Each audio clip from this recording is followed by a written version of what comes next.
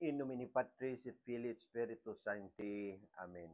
Magandang umaga sa ating lahat, saan mang panig ng buong mundo, mga nakikinig at nanonood ngayon, atin naman pakinggan ang mabuting balita ng Panginoon ayon kay San Marcos. Glory to you, Lord Jesus Christ. Noong panahong iyon, nagpakita si Jesus sa 11 at sinabi sa kanila, humayo kayo sa buong sanlibutan at ipangaral ninyo sa lahat ang mabuting balita. Ang sumasampalataya at magpabinyag ay maliligtas, ngunit ang hindi sumasampalataya ay parurusahan. Ang mga sumampalataya ay magtataglay ng ganitong tanda ng kapangyarihan. Sa pangalan ko'y magpapalaya sila ng mga demonyo at magsasalita ng ibang wika. Sila'y hindi maaano, dumampot man ng ahas o uminom ng lason, at gagaling ang mga may sakit na mapatungan ng kanilang kamay. Ang mabuting balita ng Panginoon. Praise to you, Lord Jesus Christ. Pagnilayan natin bilang mga Romano Katolikos sa unang pagbasa, mga gawa, chapter 22, at sa kapistahan ng pagbabagong buhay ni Apostol San Pablo. Kapistahan ng pagbabagong buhay ni Apostol San Pablo. Ang mga pagbasa ngayon ay nagbibigay diin sa dalawang mahalagang tema.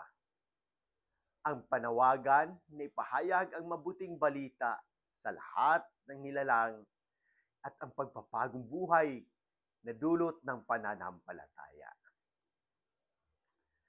Si San Pablo mula sa pagiging tagausig ng mga Kristiyano ay binago ng Diyos upang maging isa sa pinakadakilang tagapagpahayag ng Ebanghelyo.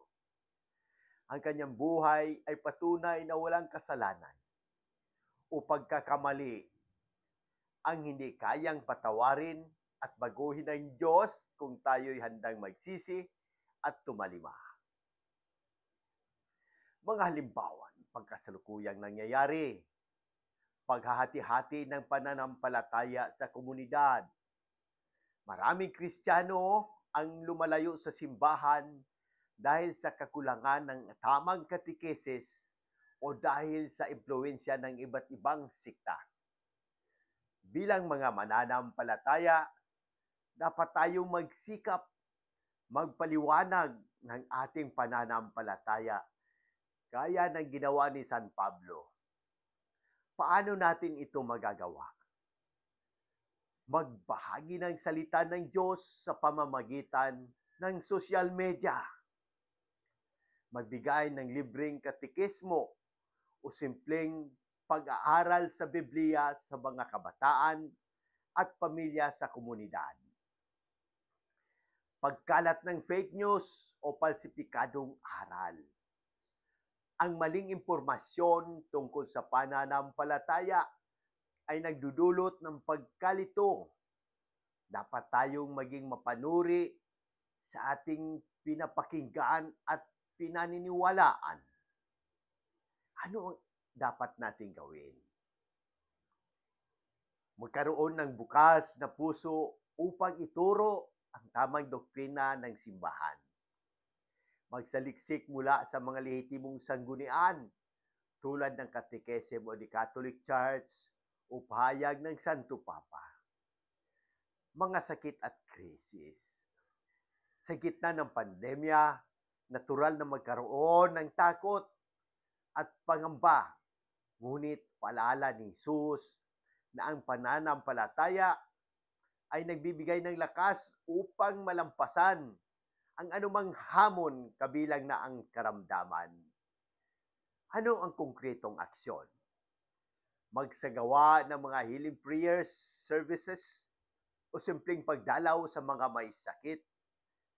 Tularan si San Pablo sa pagiging tagapagtaguyod ng lakas ng pananampalataya sa Diyos.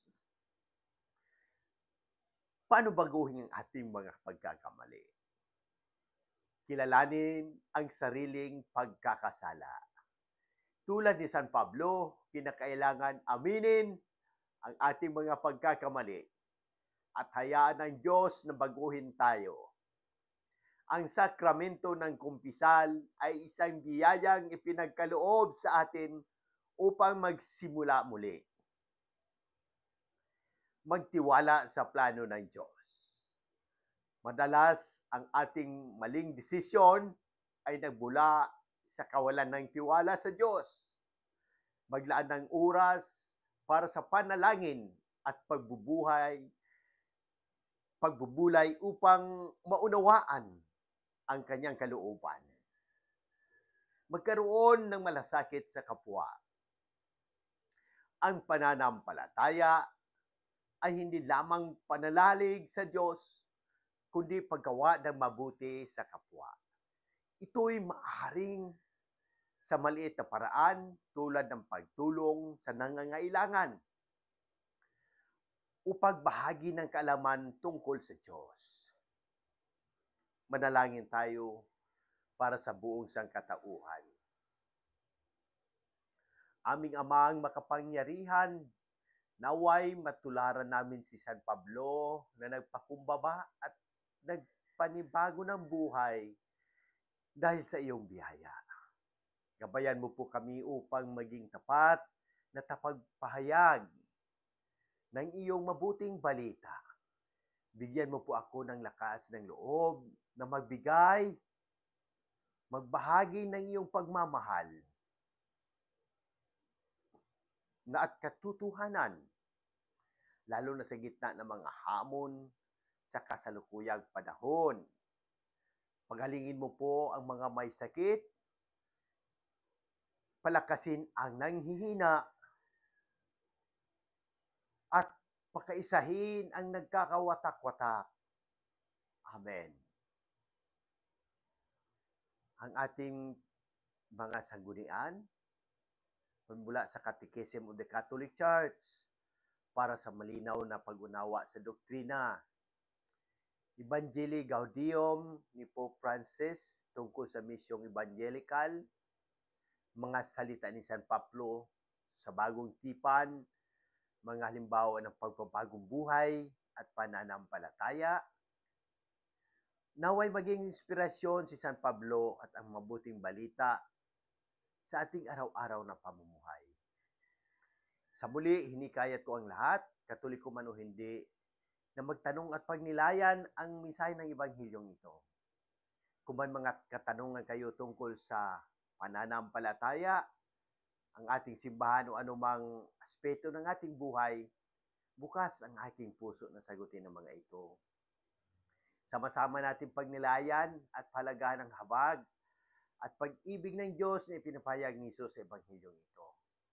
Sa pamamagitan ng ating mga gawain at salita, naway maging daluyan tayo ng habag at pagmamahal ng Diyos sa lahat ng tao.